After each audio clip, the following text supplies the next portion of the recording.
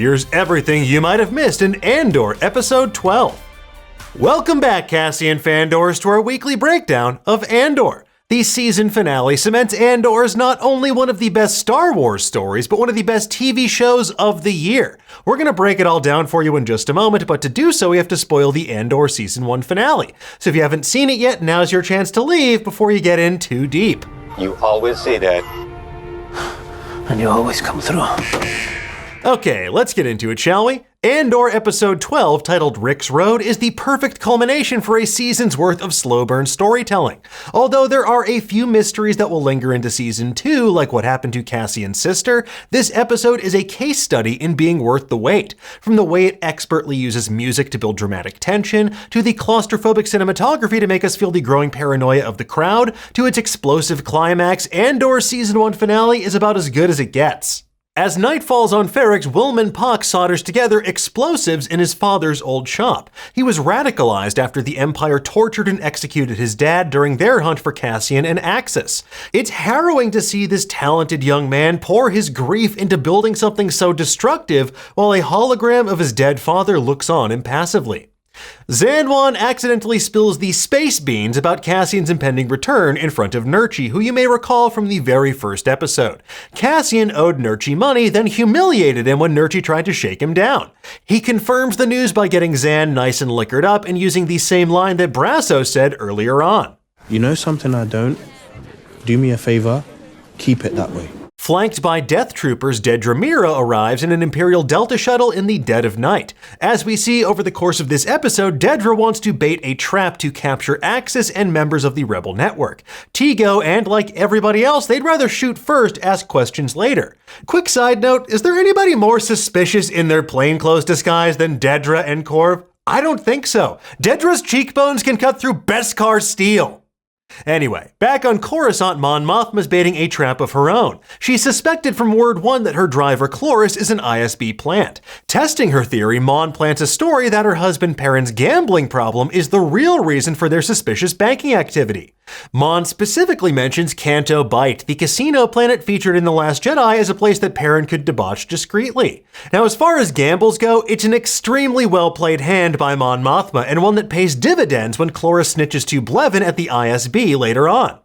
As for Mon's other big gamble, hitching her wagon to Davos Skulden and hitching her daughter Leda to his son, that's a much bigger question mark. It's the most difficult choice Mon has had to make by far because it's the most personal. While Leda is clearly embracing the more fundamentalist traditions of Chandrila as we saw last week, you can see her smile falter for just a moment here as the gravity of what's actually happening begins to sink in.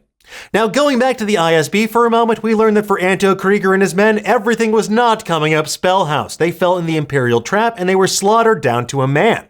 Once again, Dedra is pissed that no one was taken in for questioning because they get nothing from dead bodies, unless you're Palpatine, in which case, Snoke parts. The way that Partagaz sees it, though, this is all about keeping Emperor Palpatine off their backs. We know that Palpatine likes going to the opera, but apparently needs some blood to go along with all that circus. Now, with those other distractions out of the way, we can now firmly fix our attention back on Ferrix because that's where the majority of this episode plays out. As our heroes learn, nothing can ever be like it used to. Vel's relationship with Cinta has been irrevocably changed by their commitment to the rebellion. Vel clearly needs more attention from Cinta, but she's laser focused on getting to Cassian first.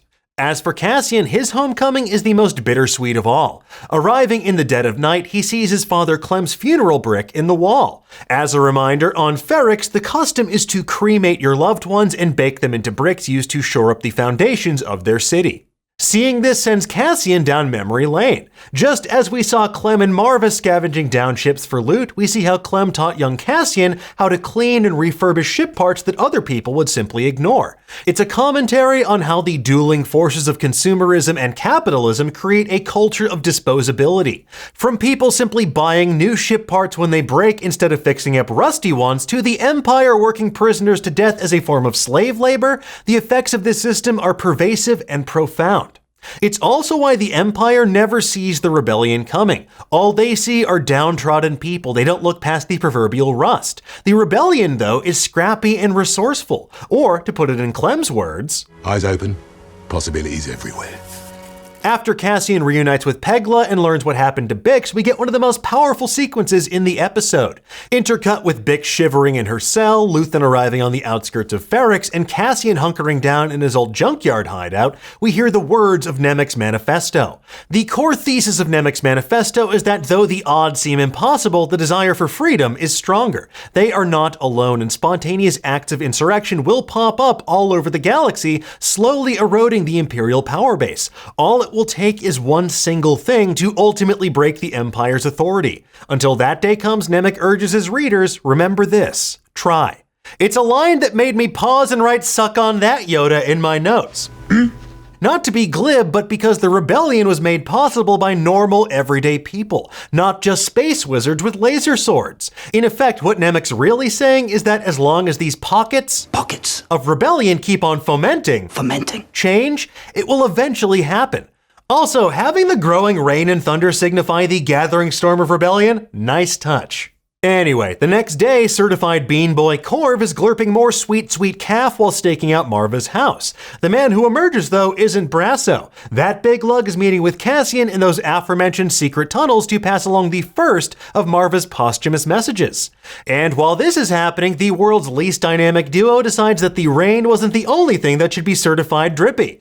Cyril and Mosk, Morana One's finest, swap hats for some reason to complete their ensembles as they head to Ferrix to go undercover and stalk Dedra and Cassian in equal measure. Luthen, on the other hand, is already making elaborate plans of his own to assassinate Cassian. But what catches all of these off-worlders off guard are the people of Ferrix. The clang of the anvil signals the start of Marva's funeral band to begin marching towards Rix Road far earlier than expected. Now, for those who don't remember, Rix Road, the namesake of this episode, is where Cassian's father and Marva's partner Clem was executed by the Empire. He was blamed for his countrymen's actions of hurling stones at clone troopers. It's also where Cassian's first act of rebellion took place, as he later attacked the troops in an effort to take his father's body down. This whole procession kind of feels like the galactic version of a jazz funeral, or to put it in George Lucas's parlance, a jizz funeral. You know, I could say I said, but it just feels disrespectful, so I'm sorry. This entire sequence is extremely exhilarating as all of these disparate storylines converge in the middle of this sprawling funeral procession. We get so many unique vantage points. Cassian in his sniper's nest watching with the spyglass, Willman blending into the crowd with his homemade explosive, Dedra hunting Cassian, Corv trying to act natural while Cinta tails him, and Cyril and Luthen walking within inches of each other. The music begins on a mournful funeral dirge that bears a striking sonic resemblance to the main Andor theme. And this whole sequence masterfully builds tension with the crescendo from a funeral dirge to fever pitch of brass and chanting of sky and stone. And when the anvil finally clangs again, it feels almost like a countdown clock. It's perhaps the most effective use of sound and music in Star Wars since the complete silence that followed the Holdo maneuver in The Last Jedi.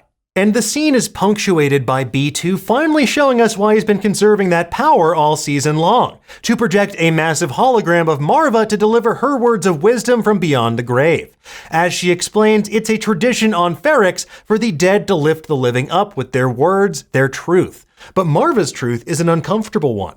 She says the quiet part as loud as humanly possible. She calls the Empire a disease that thrives in darkness and urges her fellow Ferrixians to fight the Empire in the most full-throated call to rebellion we've seen on this show. Even Luthen has to give it up. He's pretty impressed. It's also a validation of Leia's words from A New Hope about how the more the Empire tightens its grip, the more star systems will slip through their fingers. To be honest, the Empire probably could have avoided some bloodshed that follows if Tigo hadn't freaked out and tried to cover B2's projection. I don't know about you, but I audibly gasped when he tipped over B2, and Brasso responded by Sparta kicking him. It also absolutely whips that Brasso beat someone down with Marva's cremation brick, because that way she got to fight the Empire from beyond the grave. It's so good. It's so good! This act of anger quickly escalates into a full-scale riot with Imperial jackboots clashing with citizens. Cassian takes advantage of the confusion to elude capture by the ISB and use those secret tunnels that Marva mentioned to go and rescue Bix. Unfortunately for Cassian, Bix is too broken by this point, too fearful to leave of her own accord. It takes a massive explosion from Willman's homemade pipe bomb, igniting a cache of Imperial ordnance to finally get her to cooperate. The chaos of the Riot creates a massive body count with characters like Zanwan, Nurchi, and even poor unsuspecting daughters of Ferrix getting caught in the crossfire. Although in Nurchi's case, that snitch is well beyond stitches. As for Corv, he gets a good old-fashioned shanking from Cinta in one of the most badass moments of the episode. See ya in space hell, fascist! One of the most effective and chilling moments of this episode is seeing Dedra narrowly escape being swarmed by Ferrixian citizens, only to be faux kidnapped by Cyril. It so clearly illustrates the field experience that Dedra lacks as an ISB analyst. On the one hand, you never want to see the ISB elude justice, but also what Cyril does is incredibly creepy. Yes, he saved her from a sure-to-be gruesome death, but he's also like a few steps away from wearing her skin as a suit. And we all know, he loves wearing suits. Have you modified your uniform? Perhaps slightly.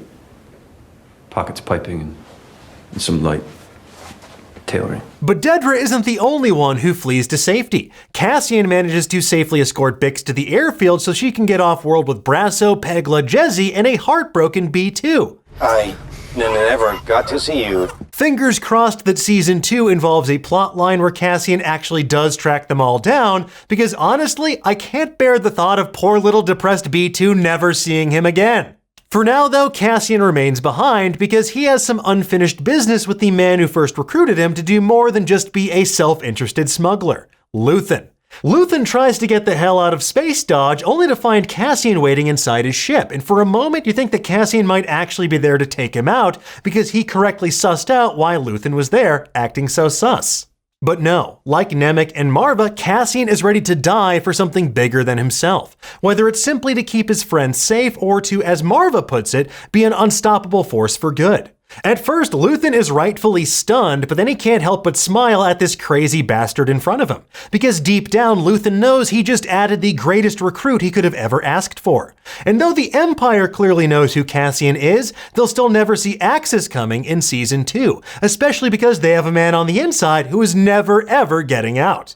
And last but not least, Andor has a post-credit scene for the very first time that confirms what many fans suspected. Those cogs the prisoners of Narkina 5 were building ad nauseum are, in fact, components for the Death Star. And to make things even bleaker, they're being used in the construction of the Death Star's super laser. It's the very weapon that one day sends Cassian into the sweet hereafter on the shores of Scarif.